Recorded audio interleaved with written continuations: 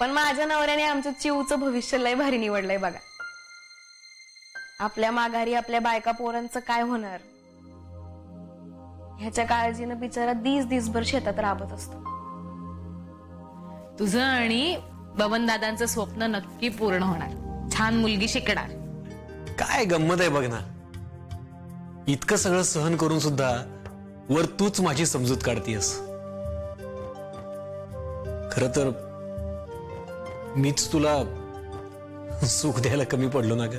तू नाही,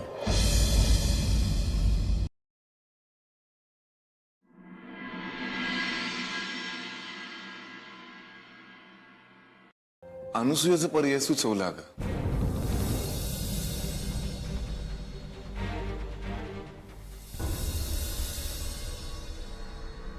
आलं ना लक्षात मी काय सांगतोय ते? बराचसा वेळ आईला समजावण्यात तिला मनवण्यातच गेला, त्यानंतरचा बराचसा वेळ मनाची समजूत घालण्यात। खर तर तो काळ वायाच गेला सगळा। आणि मग पाठोपाठ हा मितालीचा ऍक्सिडेंट। हे सगळं असं होत होत ना लांबत गेला विषय। पण मनाची कसली समजूत घालण्यात इतका वेळ वाया गेला म्हणतोस बाबा? त्या बाबतीत जी मतं बबण्याची आहेत ना, एक्झॅक्ट 30 मतं आहेत मान्याची सरोगसी विषयी। म्हणजे नेमकं काय म्हणणं मान्याचं? हेच, त्याला पैसे देऊन कुठलंही नातं विकत घ्यायचं नाहीये। हे काय आता? त्याचं म्हणणं असं आहे की कुणीतरी असं सेरोगेट मदर व्हावं जी निव्वळ भावनेच्या ओलाव्यातून आणि आपलेपणातून हे सगळं करेल। तिथं पैशांचा व्यवहार असता कामा नये। एका अर्थी बापण्याचं आणि मान्याचं म्हणणं बरोबरच आहे, पण कोण तयार होणार हेच ना? का नाही होणार? या जगात पैशाची भुकेलेली माणसं जशी आहेत ना, तशी प्रेमाची भुकेलेली माणसं पण असणारच। अरे जगाचा निर्माता लय हुशार आहे, पृथ्वीची निर्मिती करताना त्याने हा सगळा समतोल साधलेलाच असणार। काही काळजी करू नकोस, निव्वळ आपल्यापणातून हे करायला कोण ना कोणतरी सापडणारच। अमयराव शोधा म्हणजे सापडेल। आजोबा गेले अनेक महिने मी आणि वेदिकांनी हे सेरोगेट मदर संशोधनात खर्ची घातले। आमच्या आधी धुपाटणी आलेली नाही। मला तर आता हे सगळं अशक्य वाटायला लागलंय। झालं का? म्हणजे सगळी धावपळ करून ऐन मोक्याच्या टायमाला निवृत्ती? खरंच सांगतो आजोबा, मला अजून अशी एकही बाई सापडलेली नाहीये जी निव्वळ भावनेच्या ओलाव्यातून हे सगळं करेल। भारीच बा तू पण। आपलेपणा हा आपल्या माणसातच असतो हे हिसालाच वाटत। म्हणजे माऊली, म्हणजे मनोहरसाठी हा असला त्याग करण्यासाठी परिचयातली म्हणजे आपली व्यक्ती हवी ना। मलाही तेच म्हणायचं आहे ना, कोण तयार होणार आहे असं? एकदा आपलेपणा गावलं ना म्हणजे झालं का? इतकं सोपं असतं ना तर इतका वेळ वाया गेलाच नसता आजा। आता तुमचा इतकं जीव मनेवर, बबण्याचा तर तो लंगोटी यार। पण मग म्हणून तुम्ही तुमच्या सुनेला अनुसूयाला सेरोगेट बदल करायला तयार व्हाल?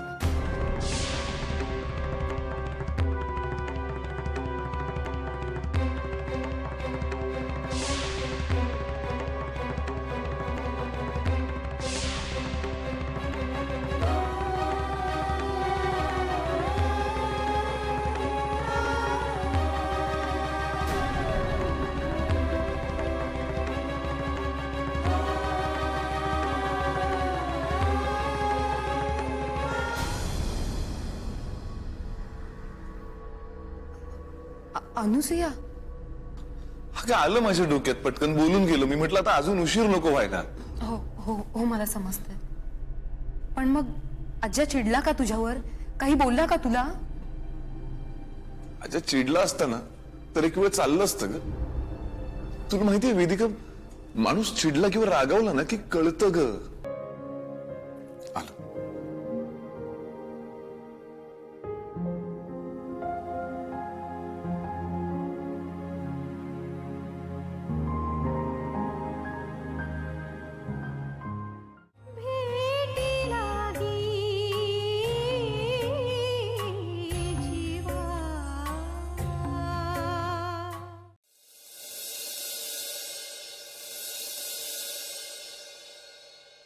अगं नाही, मी आत्ता पोचतोय जस्ट.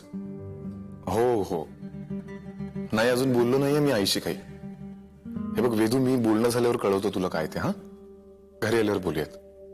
ठेव. बाय.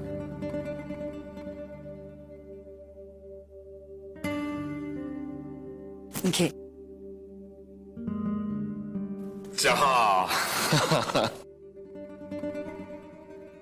वा आई, तुझ्या हातच्या चहासाठी आहे ना मी रोज मुंबईहून अपडाऊन करायला तयार आहे. मोठा आलाय मातृभक्त, म्हणे चहासाठी रोज येईन. साधं फोन करायला सुचत नाही महिने महिने. अगं क्लिनिकच्या कामांचं खूप प्रेशर आहे का? मनू सुद्धा ना असंच म्हणतो, बिझी होतो कामात. खर तर तुम्हा तरुण पिढीला घरच्यांकरता वेळच नाहीये. मला खरंच सांग, तुम्ही खरंच इतके बिझी असता की फोन करायचा नसतो म्हणून अशी कारण देता रे? असं का असेल? हे काय आलोय की मी तुला भेटायला, तुझ्या समोर बसलोय. हो, भेटायला आलायस, समोर बसलायस, पण काहीतरी कारणाने आला असशील ना? म्हणजे काहीतरी बोलायचं असेल, काहीतरी समजवायचं असेल. म्हणून तर तू आई आहेस, सगळं माहिती असतं तुला. आता मी काय बोलायला आलोय तेही माहिती असेल ना?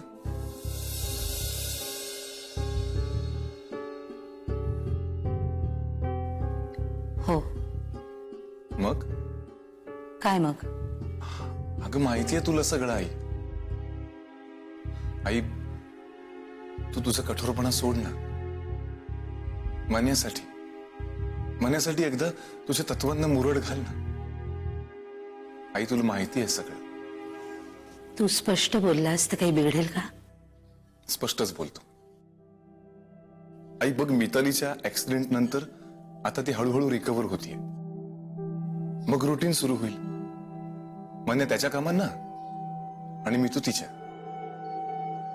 आणि तुला तर माहितीच आहे की दोघांच्याही कामाला जायच्या यायच्या वेळा वेगवेगळ्या आहेत.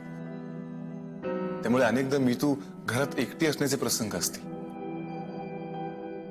आणि ह्या एकांतात तिच्या मनात मातृत्वाचे विचार पुन्हा उफाळून येण्याची शक्यता वाढीच लागते. आणि यावेळी तिच्या मनोवस्थेवर काय परिणाम होईल कोणीच नाही सांगू शकत. आई एका विशिष्ट वयानंतर सरोगसीचं ऑप्शन नाही वापरत आहेत. नाहीतर त्या दोघांना आयुष्यभर असंच राहावं लागेल.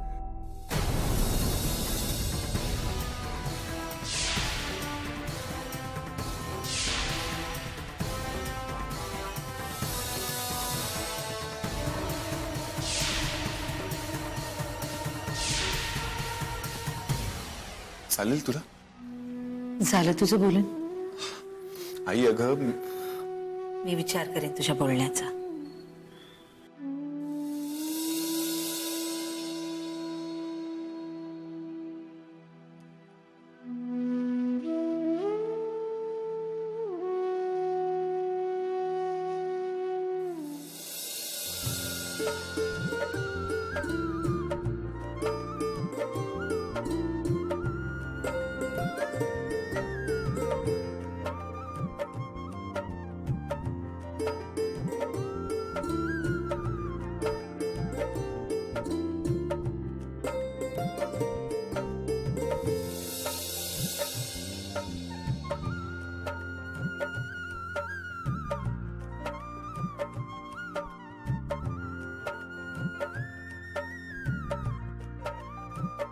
बस आजा.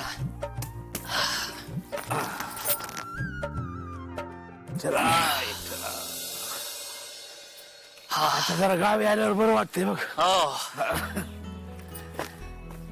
बबन्या, हा आपल्या माळ्यात अद्रक आला असेल ना रे? हा काय झालं असं कशाला? आज्जा, अरे तुला गावी आल्यावर चहामध्ये अद्रक लागणार ठाव होतं मला, आणि ह्याने मी मुंबईला जायच्या आधी आणून ठेवलंय. हो का? हो, चावी द्या बरं. हो. ये. अरे बबन्या, हा तर ते श्यामेकडे जाऊन ये बघू. जीव लागना झालाय बघ. राजात मी येताना श्यामाकडे निरोप धाडलाय. चिव येतच असेल. आणि आत्ता प्रवासात ना आलो ना आपण. हा जरा शांतपणे आराम कर. हा अरे हा, बरं बरं, ते अंशीला जरा चहा टाकायला सांग. हो हो टाकती ना. चला पांडुरंगा, ठेविले अनंते तैसेची राहावे, चित्ती असू द्यावे समाधान, विठ्ठल विठ्ठल. अरे चिऊ, या या या या या. अरे माझी चिऊ आली. हा, या या या या. अरे वा वा वा वा.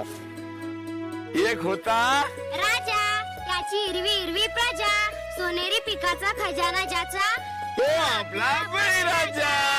काय श्यामा भाऊ. हा बबन भाऊ, चला येतो मी. हो भाऊ. हा काय पूजेची थाळी आणायची तुझ्यासाठी? अरे नाही रे भाऊ, शाळेत जायचंय ना मला.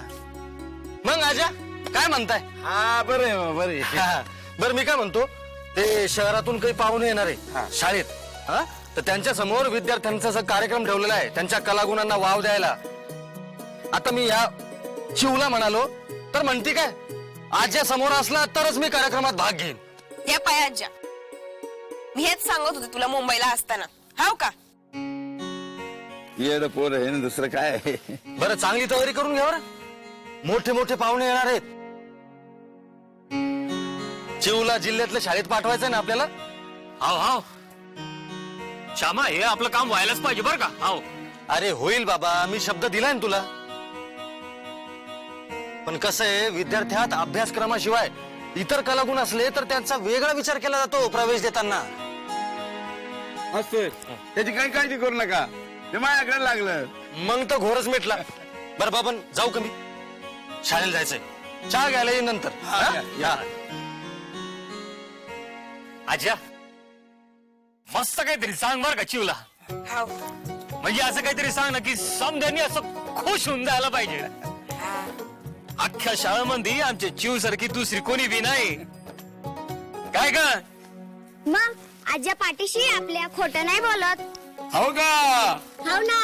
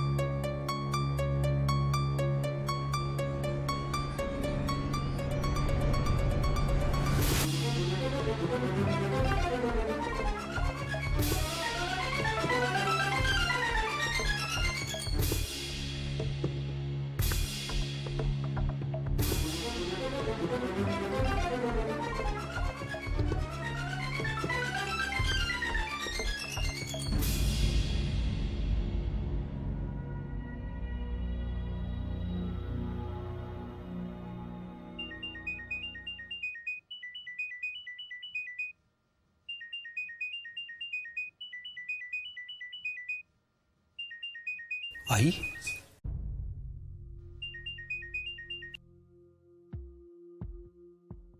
हा आई बोल. मनू, हा बोल ना आई. माझ्यावर रागवलायस ना? नाही ग, असं का बोलतेस तू? मग आईला फोन कोण करणार? अगं मी ते माहितीये मला. पुन्हा फोन करून विषय कशाला वाढवायचा असं ना? नाही नाही आई, तसं काहीच नाहीये. फक्त हे ऑफिसच्या कामांचा व्याप थोडासा. आई, तू कशी आहेस? मी बरी आहे, पूर्वीपेक्षा खूपच बरी आहे. म्हणजे मनू,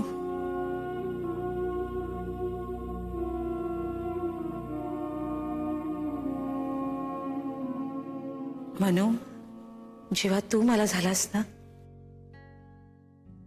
तेव्हा मला झालेला आनंद मी आयुष्यभर नाही रे विसरू शकत. आणि आज तोच आनंद मिळवण्याची तुझी धडपड मी जेव्हा बघते ना, तेव्हा त्याच्या आड येणं चूक आहे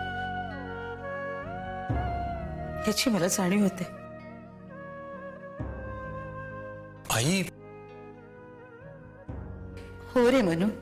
आई, मनू, पुत्रप्राप्तीचा आनंद हा कस्तुरीच्या सुगंधासारखा असतो रे. आणि कस्तुरीचा सुगंध वर्णन करून नाही सांगताय, तो अनुभवावाच लागतो. तुझ्याही आयुष्यात तो कस्तुरी गंध लवकर दरवळावा असं मला वाटतं.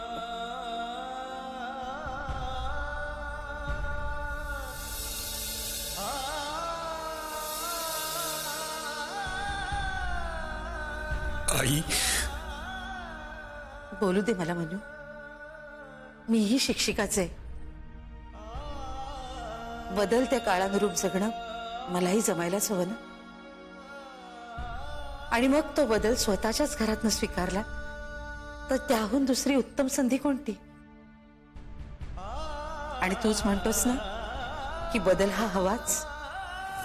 आई, म्हणजे तू.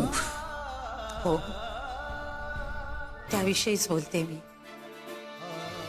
तू आणि मितालीने सुद्धा स्वतःच्या आयुष्यात आता आनंद मिळवायला हवा. माझी खरंच काही तक्रार नाही रे सोन्या. आई, मला माझ्या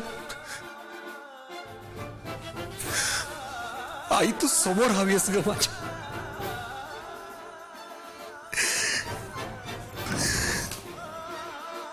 येईन मी, लवकरच येईन.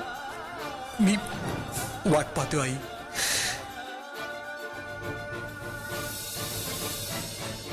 ही गावाकडची माणसं अशीच असतात मितू.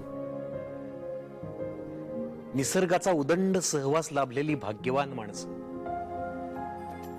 चिऊ, तू असताना मला काय बी होणार नाही बघ. हाव का? बर आज्या, मला शाळेत कविता म्हणायची. सांग ना, कुठची म्हणू? कविता तुला कुठली आवडते? मला पुस्तकातली कविता नको. बाबा, म्हणजे नवीन कविता पाहिजे. बाबा, मी मोठी झाली आता. अगं बाई, आमच्या तर लक्षातच नाही आलं बर का. ए अंशे, हा, अगं मोठं झालं माझं लेकरू. वय वय वय, बोलती ना ती. मग चुकलं चुकलं.